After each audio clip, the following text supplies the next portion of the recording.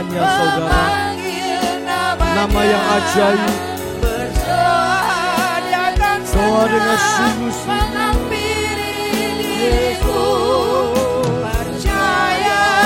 Yesus tak jauh dari Yesus tak jauh darimu. Dia hanya sejauh doa, Dia sejauh iman kita.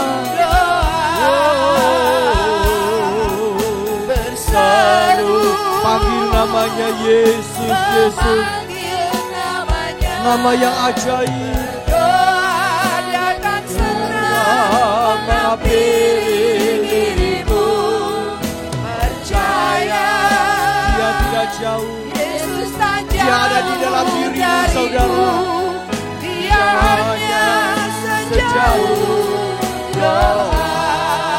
Dia hanya sejauh doa. Dia hanya Angkat iman pengharapan kita. Dia hanya sejauh doa. Dia hanya sejauh doa. Haleluya. Kami berseru namamu, nama yang ajaib, nama yang penuh kasih. Kiara rana masheria,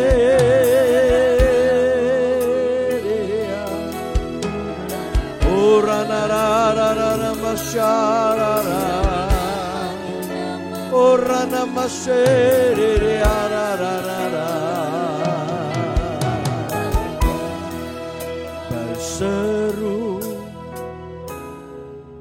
memanggil namamu, berdoa Dia akan segera menghampiri diriku. Percaya Yesus tak jauh dariku. Dia hanya sejauh doa. Sekali lagi berseru namanya. Berseru Kami panggil namamu, memanggil Yeshua HaMashiach. Berdoa Dia akan segera menghampiri dirimu. Percaya Kami percaya kepada Engkau. Yesus tak jauh Engkau dari Tuhan yang menjawab doa kami. Dia hanya sejauh doa. Dia hanya sejauh doa. Dia Hanya sejauh doa. Dia hanya sejauh doa. Dia hanya sejauh doa. Saudara, dimanapun engkau berada, ketika engkau menyaksikan apa yang diberitakan, apa yang kita nyanyikan saat ini, mari saudara, keadaanmu apapun juga hari ini, engkau mengalami semua apapun pergumulan dalam hidupmu, semua himpitan dalam hidupmu, angkat imanmu. Engkau ketika kau berseru dengan iman, Dia Bapa yang baik, sangat baik. Dia Tuhan Yesus masih akan mendengarkan, bahkan mengabulkan setiap permohonan doamu. Sejauh mana Tuhan dalam hidupmu dan hidupku? Sejauh iman yang membawa sebuah permohonan doa di hadapan tahtanya. Saudari kasih Tuhan, semuanya butuh sebuah iman. Angkat imanmu, berseru nama Dia, Yesus, Yesus, Yesus. Ya Rabasyata kararaba, janganlah Tuhan lalu berilah berkat-Mu. Mari berseru namanya Yesus, Yesus, Yesus, Yesus. Serukan nama Dia. Doaku, janganlah Tuhan lalu. Yes Lord, kami butuh jamahan-Mu, kami butuh pertolongan. Kami butuh uluran tangan ketika kami berseru nama Yesus. Maka pemulihan akan datang dalam hidup kami. Kami akan segera mati, kami berseru doa kami dengarkanlah. Janganlah Tuhan lalui, berilah berkat. Oh, sekali lagi seru namanya, nama yang ajaib, nama yang memberikan engkau pengharapan, nama yang memberikan engkau pertolongan, nama yang menarik kuasa surga turun dalam hidupmu. Jangan Tuhan lalui dimanapun kami ada di rumah-rumah. Ketika kami mengangkat iman kami, oh janganlah Tuhan lalui, janganlah Tuhan lalui. Dengar doa kami, doaku, janganlah Tuhan lalui, janganlah Tuhan lalui, berilah berkat-Mu.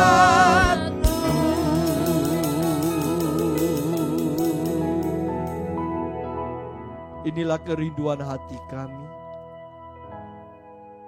Ketika kami berseru nama yang begitu indah, nama yang menyelamatkan kami, Yeshua Mashiach, Yesus Kristus Tuhan.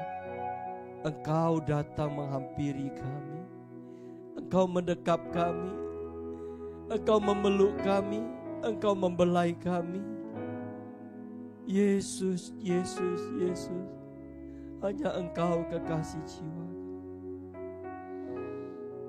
Mari Tuhan, kami mau belajar tentang sebuah komunikasi, sebuah doa kami yang benar di hadapan-Mu, yang membawa kuasa untuk mengubahkan segalanya. Doa yang membawa kami mengalami sebuah terobosan ilahi. Terima kasih Bapa, tolong kami Roh Kudus, jamah kami, mampukan kami menangkap apa yang Bapa akan mengajar kepada setiap kami. Terima kasih Bapa. Hanya di dalam nama Yesus Kristus kami ucap syukur dan kami berdoa. Haleluya. Amin.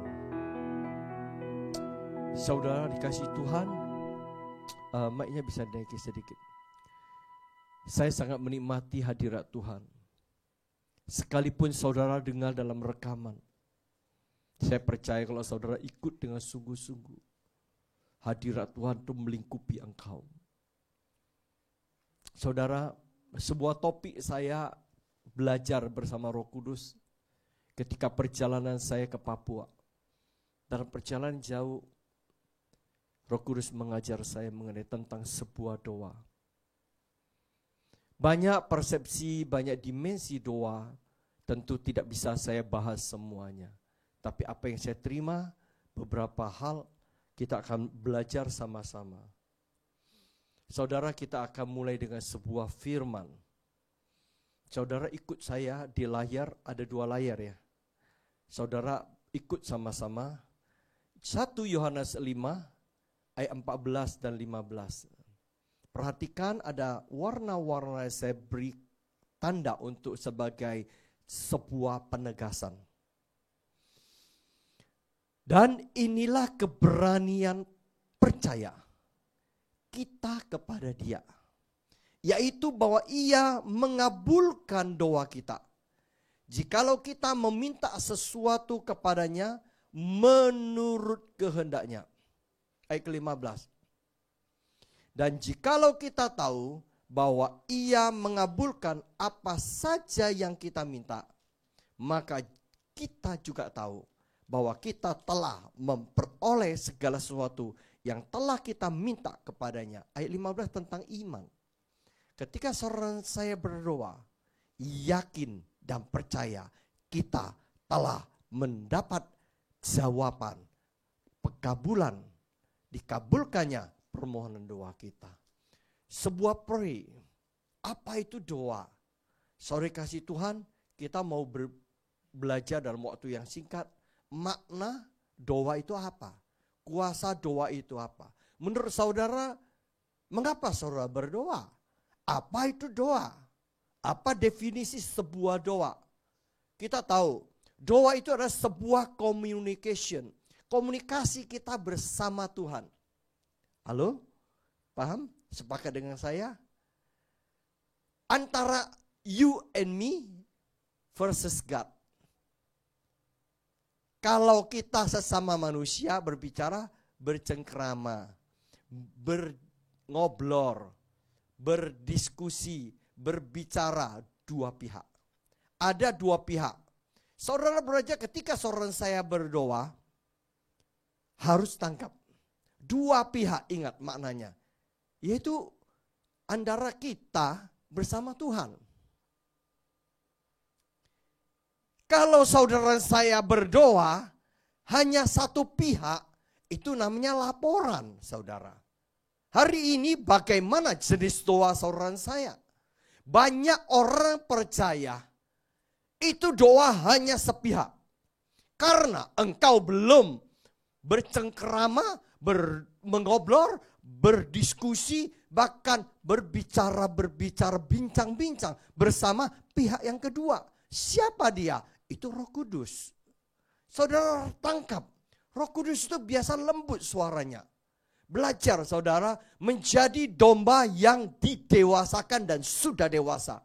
Domba akan mendengar suara gembalanya. Oleh sebab itu saudara, berdoa itu adalah komunikasi dua arah. Hari ini kualitas saudara, doa saudara bagaimana? Saudara bisa jawab sendiri. Tidak, no matter how long you have been a Christian, it depends on your quality as a Christian. Saudara, mari kualitas saudara berdoa. Adakah engkau hanya lapor kalau 10 jam satu hari laporan toh? Yang denger aja sumpek gitu loh. Kalau secara manusia ya, saya gak bicara Tuhan. Sumpek. Kalau saudara bisa dua arah, saudara berdoa menyampaikan keluhan-keluhan, ya keluhan-keluhan kita yang tidak harus diucapkan itu Roh Kudus nanti ya. Dan saudara kita akan belajar tentang Roh Kudus bagaimana terlibat dalam sebuah doa. Nah saudara kalau doa itu dua arah. Ayo dalam arti ini saya ingin saudara dan saya sama-sama belajar. Dengar-dengaran suara Roh Kudus. Pak, Roh Kudus itu ngomong gimana? Lembut di dalam hati kita. Dia mendorong kita. Dia terus membawa kita. Mendekatkan diri kita. Terus kepada Sang Kekasih Khalik dan bumi penciptanya. Tuhan sejauh mana kita nyanyikan taruh? Sejauh sebuah doa. Bagaimana engkau tahu bahwa Tuhan itu sejauh doa datang hampiri kita? Iman. Saya lanjutkan lagi, itu yang pertama, baik-baik. Camkan baik-baik. Doa itu adalah komunikasi dua arah. Hari ini saudara dengar, hari ini di tempat manapun juga. Engkau ketidak doa. Dengar gak? Pihak partner kita yang kita doa. Doa itu ada komunikasi. Kalau hanya sepihak itu just laporan selesai. Komandan, laporan selesai. Ya komandan kan cuma terima aja. Paling manggut-manggut. Apa kamu lihat Tuhan yang manggut-manggut? Itu pun kamu tidak lihat. Oleh sebab itu mari luruskan kembali, revisi kembali apa yang salah dalam selama ini. Engkau dan saya berdoa. Saya belajar, dengar suara Kristus. Apalagi berdoa buat seseorang. Tuhan maunya apa? Saya lanjutkan kedua. Doa itu diarahkan langsung kepada Tuhan. Tidak lewat pihak ketiga. Sebab kenapa? Tuhan memberikan, firman Tuhan katakan, Tuhan memberikan keberanian percaya. Keberanian. Sebuah keberanian menghampiri tata suci Tuhan. Kenapa? Yesus sudah berkorban di atas kayu salib. Ketika pengorbanan Yesus di kayu salib, maka tirai yang memisahkan manusia dengan Allah itu dirobek. Ketika engkau berani masuk dalam tata suci Allah, masuk dalam margi Allah, maligai, masuk di dalam ruang Maha Kudus Tuhan, engkau masuk dalam kedalaman Tuhan. Bapa itu menghampiri engkau. Kenapa Bapa menghampiri engkau? Karena tirai sudah tersobek.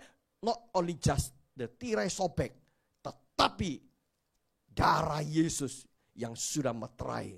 Ketika Bapa melihat engkau dan saya, Bapa melihat meterai darah anak domba. Amin saudara. Punya keberanian masuk. Keberanian ini membawa engkau dan saya punya sebuah keyakinan, iman. Bahwa engkau masuk akan bertemu Tuhan. Kalau tidak percuma engkau masuk ke ruang doa. Halo, sampai sini paham ya? Doa kita itu tertuju kepada apa? Kepada Tuhan. Saudara paham ini, satu hal lagi sering keliru. Saya mau luruskan kembali, saya ini belajar bersama Tuhan. Tuhan ajari saya di dalam penantian yang lama, di mana transit saya harus 5 jam. Saya dalam hawa udara yang panas di sebuah bandara di Makassar. Tuhan katakan, nak, berdoalah kepada Bapa. Berdoalah kepada Tuhan Yesus. Roh Kudus bisikin saya. Not to me. Banyak orang berdoa kepada Roh Kudus, Roh Kudus. Roh Kudus pribadi Tuhan, tapi kita belajar. Doa kita itu tuju itu kepada Bapa dan Anak. Kenapa saudara? Perhatikan baik-baik ayat ini. Roma 8 dikatakan, ya ayatnya saya lupa tulis ya. Demikian juga Roh, itu Roh Kudus, membantu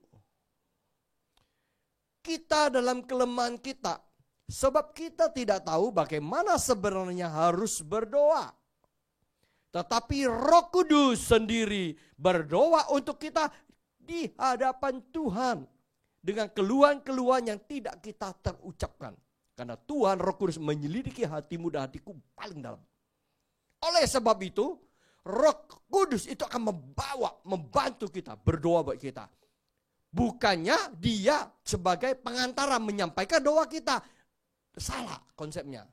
Doa kita harus kepada Bapa, kepada Anak. Roh Kudus itu penolong. Halo, sampai sini paham? Banyak doa yang salah. Apalagi engkau dan saya berdoa lewat Ibu Kudus. Mohon maaf ya. Lewat pihak ketiga. Lewat Bapak Kudus, Bapak-bapak orang kudus, Ibu-ibu kudus. Ibu-ibu. Ini semua orang kudus. Tuhan katakan berdoalah, engkau sebenarnya harus berdoa langsung, tidak setia, langsung kepada Bapa, tidak melalui pihak ketiga. Oke, camkan baik. Yang ketiga, doa itu directly, tidak lewat hamba Tuhan. Engkau punya persoalan, engkau datang. Harapanku tumpuk kepada hamba Tuhan, apalagi hamba Tuhan punya nabi, karunia nabi. Engkau punya niat. Itu keliru. Kalau engkau datang kepada ini, harapan kamu didoakan, maka persoalan, pergumulan, badai hidupmu berlalu. Dan dia bantu kamu angkat. Itu salah sekali. Bapak tidak berkenan. Camkan baik-baik, saudara dikasih Tuhan, yang engkau mendengarkan firman ini.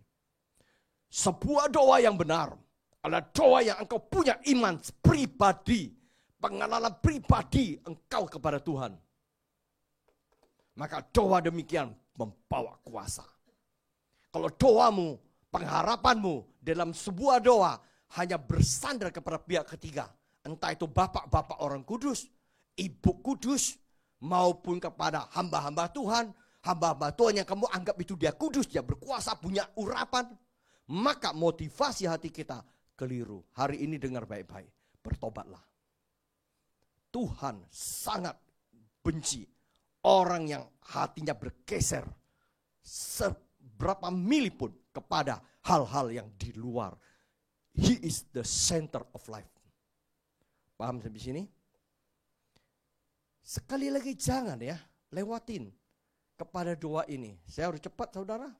Yang ketiga, doa itu adalah sebuah ungkapan kerinduan hati kita, keinginan kita. Tapi harus sesuai kehendak Tuhan. Tadi kita baca firman-Nya di 1 Yohanes 15 ayat 14b. Jikalau kamu minta sesuatu kepadanya menurut kehendaknya, itu persyaratan di ayat 14, baru ayat 15. Kita tahu dan kita punya iman bahwa doa kita pasti dikabulkan oleh Tuhan. Halo, sampai sini tangkap? Harus sesuai kehendak. Nah, bagaimana Pak untuk mengenal kehendak Tuhan?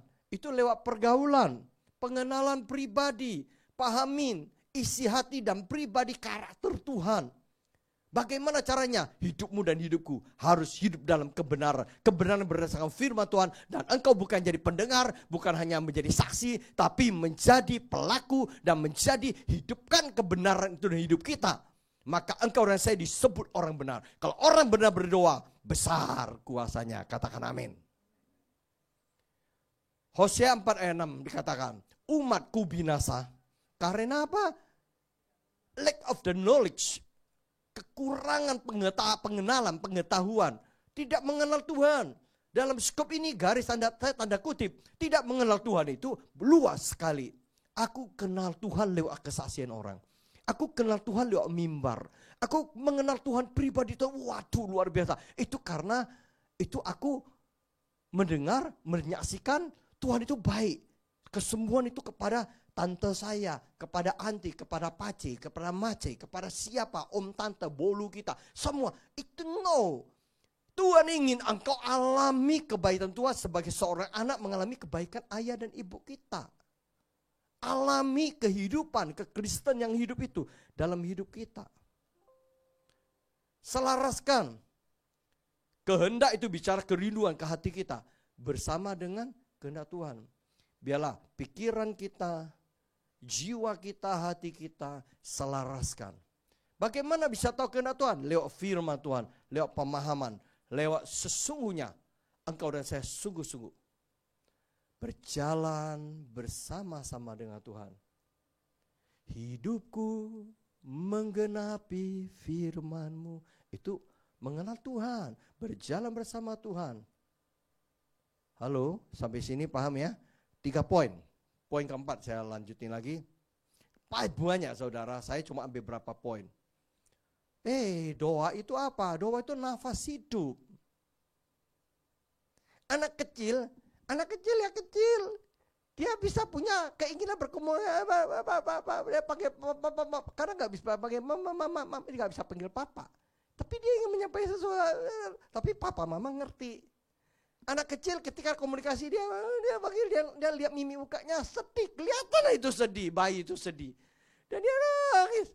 Rupanya dia ngompol. Dia minta diganti popok Dia nangis, dia nangis. Ketika dia tahu ini lapar. Halo.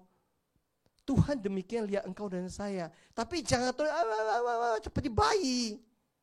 Ada waktunya engkau dan saya harus bisa ngobrol dengan dia. Harus bisa berkomunikasi sebagaimana Tuhan harapkan engkau dewasa. Halo, sampai sini tangkap? Agar supaya engkau dan saya bisa menangkap apa menjadi isi hatinya. Sebuah doa itu adalah sebuah kehidupan. Nafas kehidupan. Kalau engkau dan saya, ketika engkau tidak berdoa atau kurang berdoa, maka rohanimu itu mati. Ayo coba ya, hubungan seorang anak dengan ayah dan ibu. Mereka berkomunikasi, pasti berkomunikasi. Coba satu ketika mereka siwaan, anak gak mau gubris lagi ayah dan ibunya. Artinya apa? Artinya hubungan itu ada masalah. Artinya apa? Lama-lama artinya hubungan itu akan mati. Seorang pergaulan sahabat, teman A dengan rekan B.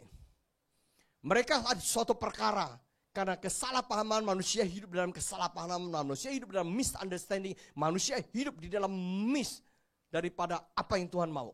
Dunia itu membawa kita dalam penyesatan. Kita sesat nih, disesatkan dalam sebuah kesalahpahaman. Kita siwaan, tidak akan hubungan lagi. Artinya hubungan sahabat A dengan rekan B ini putus.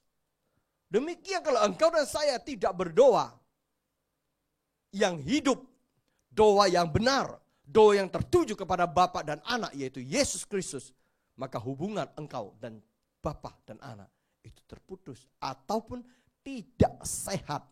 Pak, saya berdoa satu hari minimum 5 kali. Gimana doanya? Pagi berdoa, ngucap syukur Pak. Hari ini sehat lagi. Wow, kegiatan. Sudah itu saya duduk di meja Pak. Doa sarapan. Terima kasih Tuhan. Untuk touch bread. Ada serikayanya. Ada telurnya. Waduh enak. Amin. Siang. Waduh ada kari. Kambing. Domba yang enak. Lesat. Amin. Sore. Malam. Doa lagi. Apa doa? Terima kasih Tuhan. Hari ini saya makan salad untuk diet Tuhan. Terima kasih Tuhan. Amin. Malam mau tidur. Terima kasih sepanjang hari ini Tuhan. Sudah semua Engkau berkati. Thank you Lord. Thank you Father. I have to take rest. Sleep. Amin. 5 kali minimum kan? Itu masih lumayan. Ada yang cuma berapa? Ada cuma 3 kali disunat. Tapi itu doa tidak ada kehidupan. Doa itu tidak ada hubungan. 2 arah. Yang persyaratan pertama itu. Halo, sampai di sini paham? Lama-lama hubungannya apa? Ya suam, kuku, suam. Tidak ada kehidupan, tidak ada keininya. Saudara, mari kita belajar. Kelima, doa yang hidup, doa yang berkuasa, doa yang berdampak, doa yang dikabulkan, itu adalah doa yang dipenuhi dasar iman, kepercayaan. Tadi kita baca ya. Dan inilah keberanian percaya, believe, trust, percaya. Bahwa doa kita itu Tuhan dengar. Ayat ke-15 juga sama. Dikatakan, seolah-olah kita ini sudah, doa kita sudah dikabulkan. Dan kita tahu bahwa doa kita sudah dikabulkan. Itu iman. Iman dalam Ibrani 11 ayat 1 katakan adalah dasar dari segala sesuatu yang kita harapkan. Dan bukti dari segala sesuatu yang tidak kita lihat. Itu iman. Iman berbicara sesuatu yang tidak kita lihat tapi kita buktikan bahwa itu akan terjadi. Halo, sampai sini tangkap message dari saya. Harus memiliki dasar iman. Yakin bahwa kita ini sungguh-sungguh apa yang kita doakan, apa yang kita panjatkan, apa yang kita deklarasikan. Tiap kali kenapa kita deklarasikan? Apa yang kita ucapkan, hati kita percaya, firman Tuhan dalam kitab Roma katakan, dengan mulut engkau mengaku, dengan hati engkau percaya, maka orang itu dibenarkan dan diselamatkan. Yesus 3 kali berkata, ketika dalam percobaan dia berkata, ada tertulis, dia berbicara berkatakan iman, yaitu firman Tuhan. Firman Tuhan akan mendatangkan sebuah iman. Iman mendatangkan sebuah pengharapan. Pengharapan itu akan membawa sebuah ketekunan. Ketekunan itu akan membawa manusia dengan dasar iman yang benar kepada sebuah kebenaran. Orang benar, maka dia berdoa besar kuasanya. Ada prosesnya saudara. Orang banyak jatuh di dalam iman. Karena dia tidak punya dasar kebenaran. Orang banyak jatuh. Dia punya iman, dia punya pengharapan. Di dalam ketekunan dia jatuh. Karena dia tidak stay alert. Dia tidak waspada, dia tidak stay firm. Membayar harga. Banyak orang benar tidak mau bayar harga. Termasuk banyak pendeta, hamba Tuhan, pelayan musik, pelayan apa. Mereka tidak mau membayar harga. With any reason. With many excuse. Mereka break pelayanan mereka. By one time, after 1 to 2 times, after 2 times, many times. After many times, it is customary. Itu udah biasa buat dia. Komitmen. Itu berbicara di dalam ketekunan. Stay firm dan stay alert. Saudara kasih Tuhan, Yudas 1 ayat 20. Enak saudara gak usah buka-buka. Tinggal saudara duduk tangkap dengan kuat dengan Roh Kudus yang menerangi kita. Akan tetapi kamu saudara-saudaraku yang kekasih. Bangunlah dirimu sendiri di atas dasar imanmu yang paling suci. Mana ada yang paling suci? Kecuali dia, Tuhan pribadi. Dia itu kudus adanya. Saat Tuhan katakan, kudus, kudus Tuhan, Kudus namamu, nama yang beri menang, Yesus namanya. Betul? Kudus. Ketika saudara kita ke surga, kita dengar orang, semua orang bernyanyi. Holy, holy, holy. Dia Tuhan yang holy. Tidak ada yang paling suci di dunia ini, tidak ada. Hanya Dia, Tuhan pribadi yang suci, yang tidak bisa ternoda. Dan berdoalah dalam Roh Kudus. Nah, kita akan masuk ke dalam dimensi Roh Kudus. Saudara, saya mau bicara sebuah kesaksian. Saya baca sebuah kisah. Kisah ini sungguh luar biasa. Mudah-mudahan kesaksian ini membawa berkat buat kita. Ada sebuah desa namanya di Bogota, di Kolombia. This is the true story, oleh sebab itu saya baca. True story. Kisah yang benar. Kisah yang ini. Sekian banyak kisah. Ini di Bogota, Kolombia. Orang Kolombia hidup itu miskin. Sangat susah. Semua orang harus bekerja keras. Mencari jati diri, bekerja keras, mencari bukan penciptaan diri, tapi bekerja, belajar untuk mengejar sebuah agar mimpi hidup lebih enak dalam hidupnya. Bukan hidup jadi kaya, hidup lebih enak. Begitu sulit. Di situ lahir seorang anak bayi wanita namanya Nurian Lopez. Nurian Lopez ini seorang anak yang ya seperti tomboy ya, anak wanita sangat giat. Energetik, dia lompat sana lompat sini, sehingga ayahnya menamai dia, ayahnya namanya Manuel Lopez, memanggil anak ini si Tupai yang cantik. Si Tupai yang cantik karena anaknya itu gak kelihatan kayak feminin, tapi suka bermain, lompat naik ke pohon kelapa, dia turun lagi, dia naik pohon, ya kata pohon apa, dia turun lagi, dia lompat ke sungai, dia main, luar biasa ceria. Nurian Lopez ini pada usia 10 tahun, dia terserang oleh sebuah penyakit. Penyakit demam tinggi.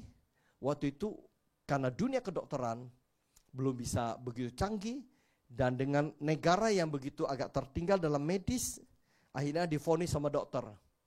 Ini terserang sebuah penyakit di dalam saraf otaknya. Ya, singkat cerita, itu usia 8-9 tahun ya. Usia 10 tahun dia lumpuh total. Dia tidak bisa berjalan. Tidak bisa berjalan. Mulai 8-9 tahun sampai 10 tahun dia tidak bisa. 3 tahun dia tidak bisa berjalan. Dia lumpuh, tidak bisa bergerakkan badannya. Nurian Lopez ini ingin mati. Dia dikeluarkan dari sekolah, otomatis tidak bisa sekolah. Jalan hanya setapak dia jatuh. Jadi akhirnya terpaksa dia drop out, dia di rumah. Satu hari dia menyeretkan tubuhnya, karena rumah tidak ada orang. Nyeret tubuhnya dengan tangannya itu dia gerak, dia tarik badannya turun dari tempat tidur. Nyeret ke depan televisi, dia tahu itu ada acara. Acara The Gospel 100 Windows. Dia nyalakan itu televisi, kebetulan televisi itu sedang ada program rohani namanya 700 Club. Itu rupanya itu menyiarkan banyak kesaksian-kesaksian, pengajaran-pengajaran kerohanian.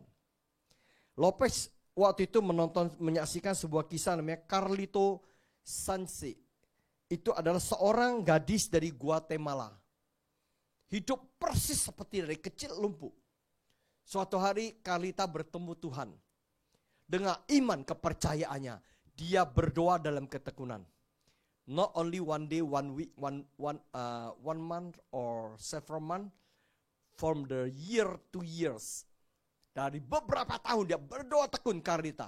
Akhirnya dia ketemu Tuhan berkali-kali.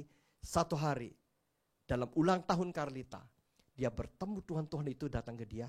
Tuhan jamah dia, sembuh total Carlita ini. Carlita menantang di dalam televisi itu. Saudara mungkin hari ini seperti saya, mungkin lebih parah. Tapi saya sudah parah. Saya sudah cacat, tak bisa jalan dari kecil. Tapi ketika aku berjumpa pribadi dengan cahaya kebenaran, butuh iman, butuh keyakinan, butuh you trust, percaya. tangkap, terima cahaya itu, buka hatimu. Maka hidupmu akan seperti saya mengalami sebuah terobosan hanya lewat sejauh doamu. Itu membuat dia bangkit imannya. Dia teriak-teriak mamanya di belakang. Mamanya sedang masak, mamanya sedang kerja di ladang. Teriak, mamanya kira ada apa-apa. Dia bilang, mama itu tolong catat. Di bawahnya ada telepon. Aku mau konseling, aku mau. Singkat cerita, mamanya namanya Maria. Telepon ke counseling center di 700 Clubs. Seorang konselor namanya Fernando Alcala di Guatemala. Itu berikan konseling.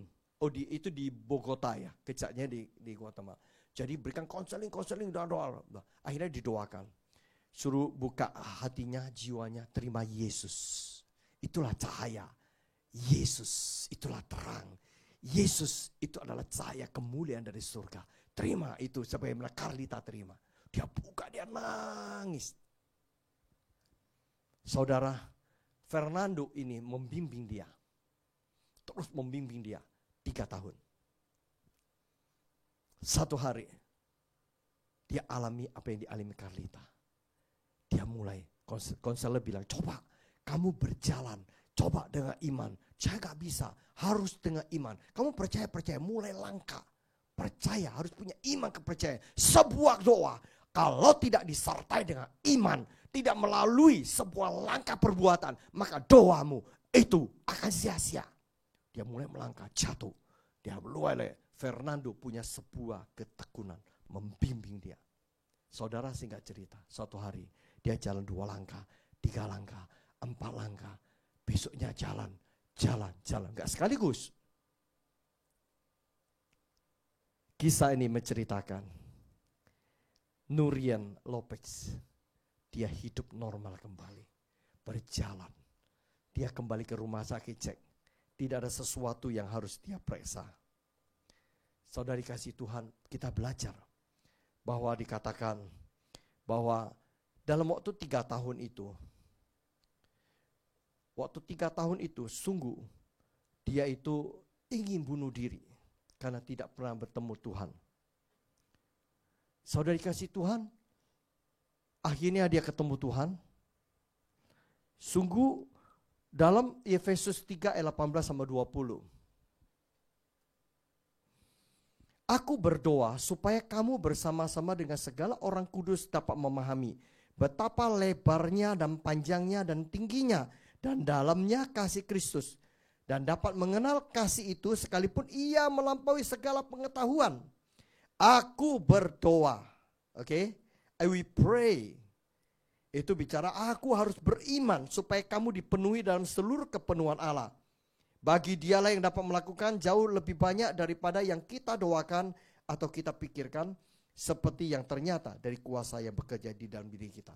Ini sebuah firman datang kepada Nurian Lopez. Saudara, apa yang terjadi? Dia mengalami kesembuhan. Dia hidup normal. Dia dapat seorang suami yang baik. Dia dapat mewujudkan mimpinya. Akhirnya Nurian Lopez menjadi seorang dokter. Kisah ini adalah kisah nyata yang sungguh mengharukan, menggetarkan kehidupan kita. Kisah yang sama ini ada ribuan bahkan ratusan ribu sudah terjadi di atas muka bumi ini.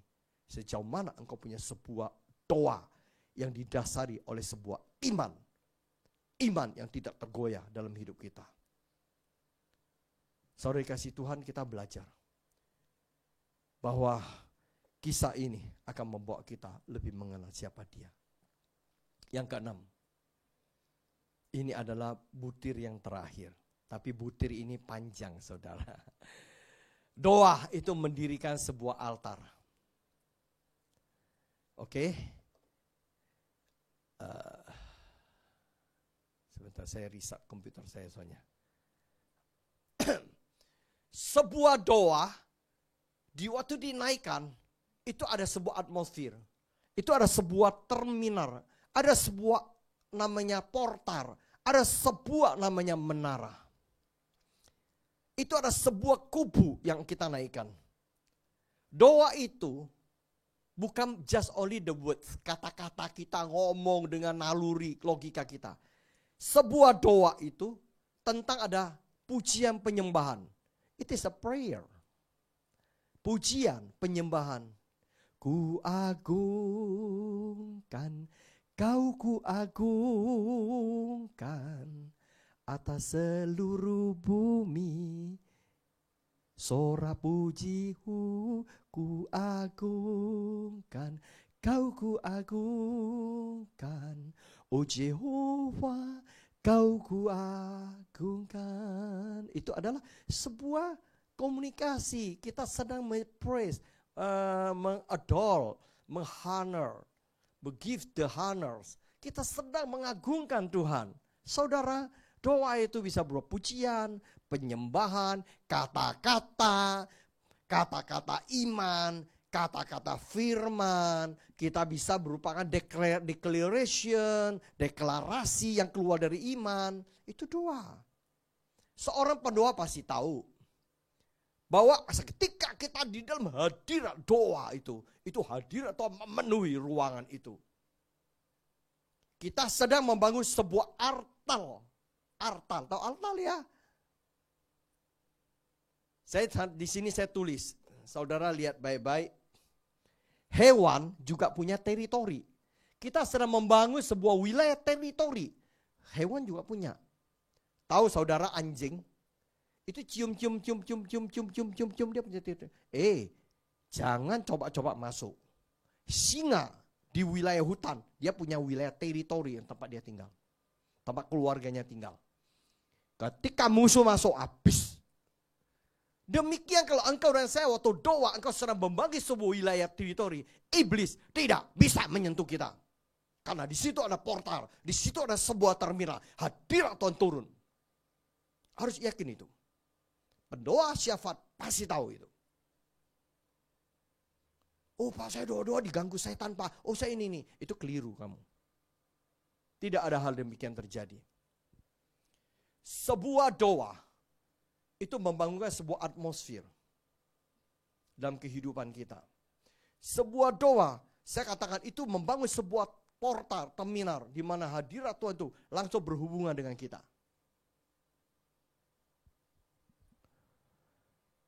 Saudara Yakub waktu bergumur, bergulat bersama Tuhan lewat malaikat itu. Dia melihat sebuah tangga. Dia sebuah tangga yang tinggi sampai ke dia. Itu portal. Saudara kasih Tuhan, Abraham kemanapun dia pergi. Ingat, kenapa Abraham sangat disukakan Tuhan?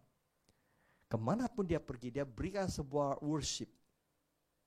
Berikan sebuah permohonan doa. Tuhan, aku membangunkan sebuah altar. Kiranya Tuhan engkau berkenan dalam perjalananku di daerah yang baru ini. It's mean like that. Oke?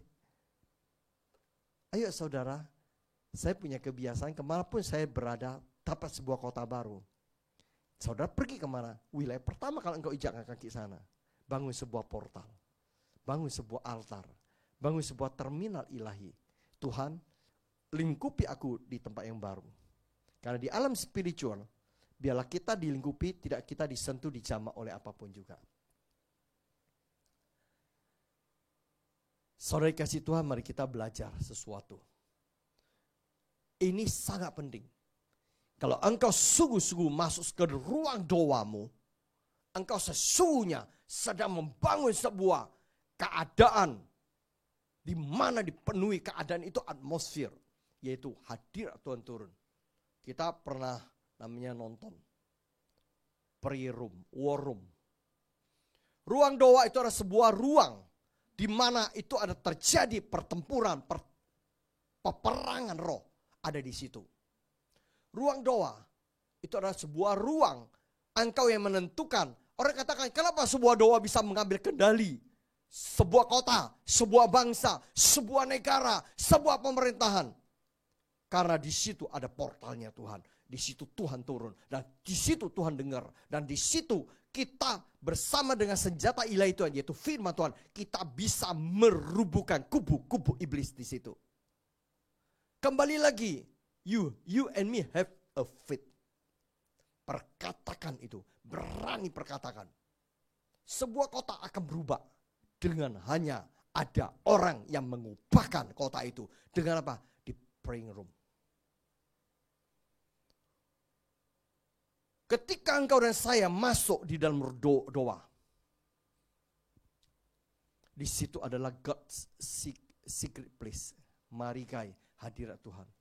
Di Mazmur 91, dia duduk di naungan yang maha tinggi. Kita ada di dalam sana. Dia tudungnya kita. Dia Tuhan yang mendekat kita. Itu ada di sebuah praying room. Bapak Ibu yang saya kasihi, at the end, saya katakan, sebuah doa bisa mengubahkan dunia kehidupan sebuah bangsa. Sebuah bangsa yang besar, apalagi kehidupan saudara saya.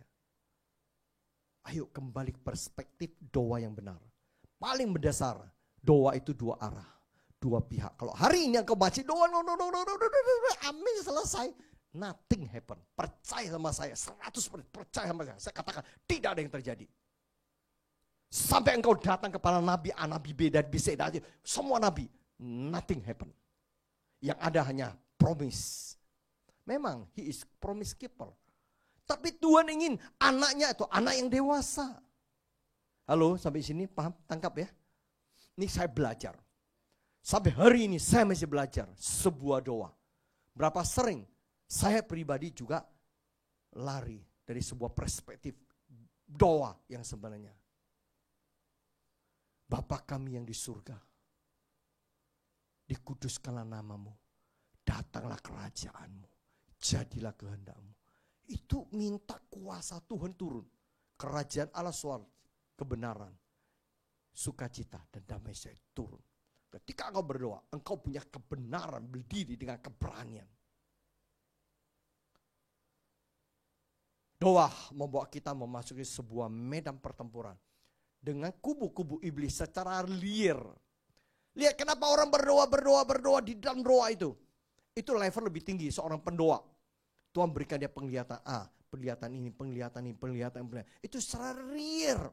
Iblis datang menyerang ke suatu bangsa. Iblis datang menyerang ke sebuah keluarga. Iblis datang menyerang kepada seseorang. Tuhan bukakan itu kepada kita. Liar sekali itu. Oleh sebab itu saudara kasih Tuhan, hiduplah benar. Kuncinya hidup benar. Sebab orang benar, doanya akan dikabulkan. Kalau doa tidak benar gimana Pak? Iya jangan harap. Udah gitu aja deh. Ekstrimnya begitu. Gak, no compromise. Hidup kudus, hidup benar. Maka hidup benar, firman Tuhan menjamin. Orang benar, besar kuasa doanya. Wah ini doanya hilang tulisannya. Serius berdoa. Dia Tuhan yang mendengar doa. Mazmur 65 ayat 3. Engkaulah yang mendengarkan doa. Kepadamulah datang semua yang hidup. Amin saudara kasih Tuhan. Biar kita belajar sesuatu ya. Kiranya doamu menghidupkan dan mengubahkan hidupmu sendiri. Dalam nama Yesus. Haleluya. Kita naikkan sebuah pujian. Hidupku menggenapi. Naikkan sebuah pujian. Singer bisa bantu. Kiarata pasyata karata pasika takarata pasika. Hidupku menggenapi firman-Mu. Tanda mujizat sertai tiap langkahku. Kau bersamaku di dalamku, jadi bukti kebenaran-Mu. Hidupku menggenapi firman-Mu. Tanda mujizat Tuhan, Tanda mujizat sertai dalam setiap langkah hidup kami orang yang benar. Yes Lord. Kau bersamaku Di dalamku jadi bukti kebesaran hidupku. Hidupku menggenapi firman-Mu, tanda mujizat sertai tiap langkahku. Kau bersamaku, yes Lord, di dalamku jadi bukti kebesaran-Mu. Kau bersamaku,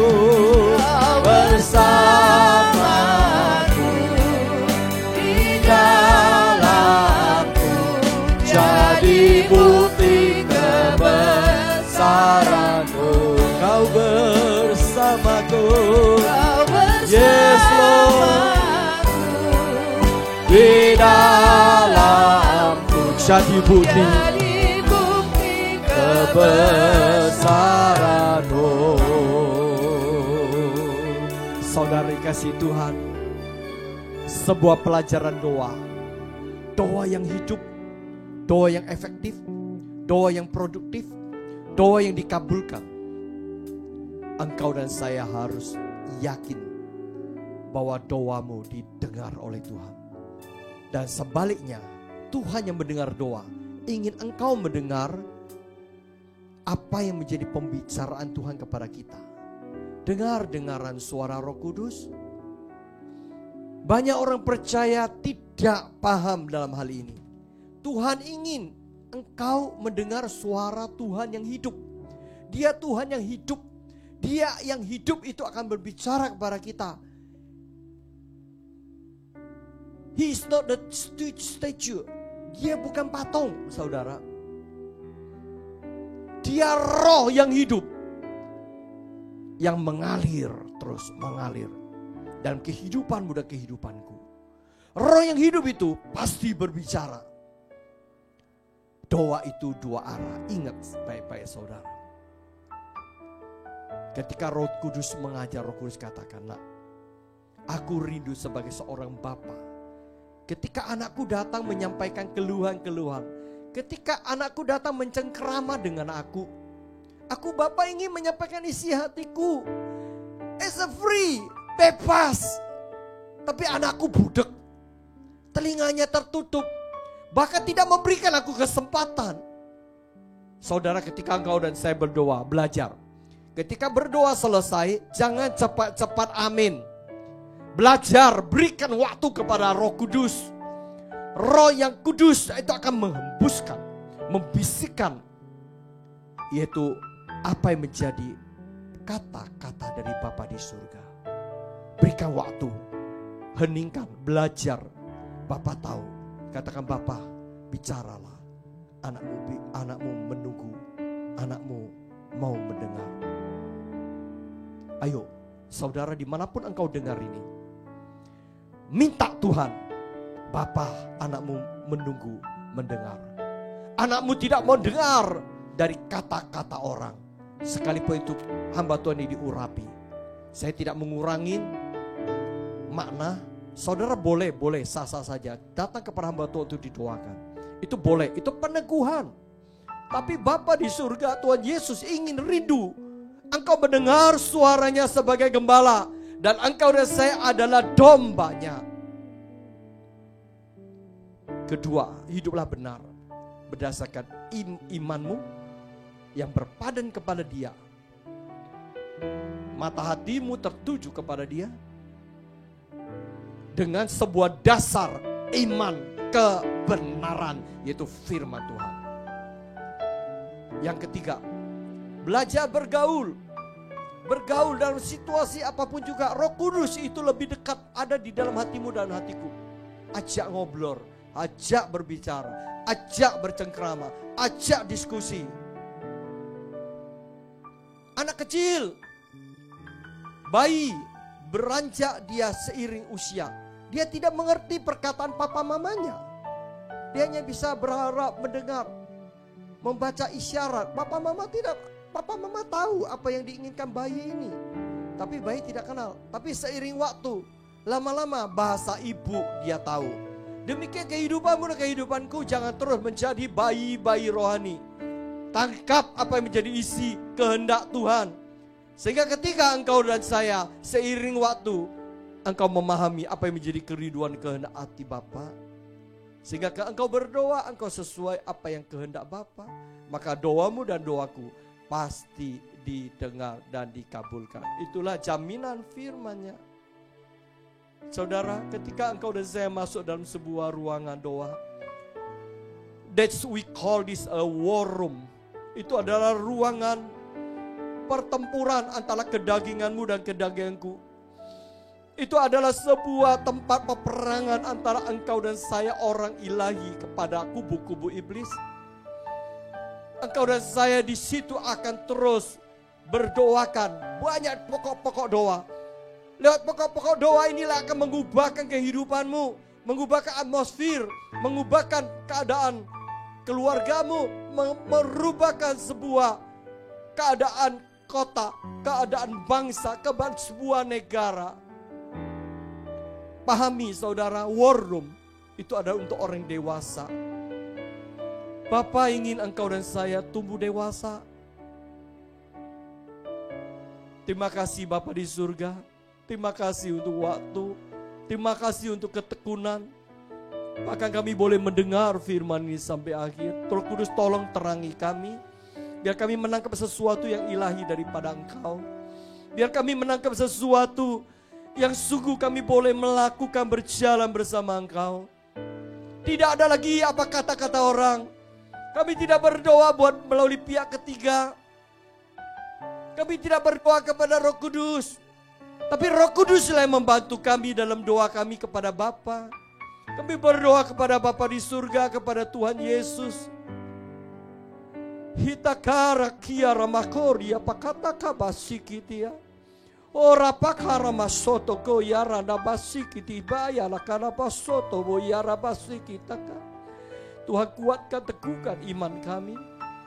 Biarlah pandangan hati kami benar tertuju kepada Engkau. Gunung Sion, batu keselamatan kami, Engkaulah perisai, Engkaulah junjungan hidup kami Tuhan. Thank you Lord, terima kasih. Hamba-Mu harus berhenti karena waktu. Tuhan Roh Kudus lanjutkan karya-Mu. Sekalipun kami mendengar, kami menyaksikan lewat visual, lewat audio.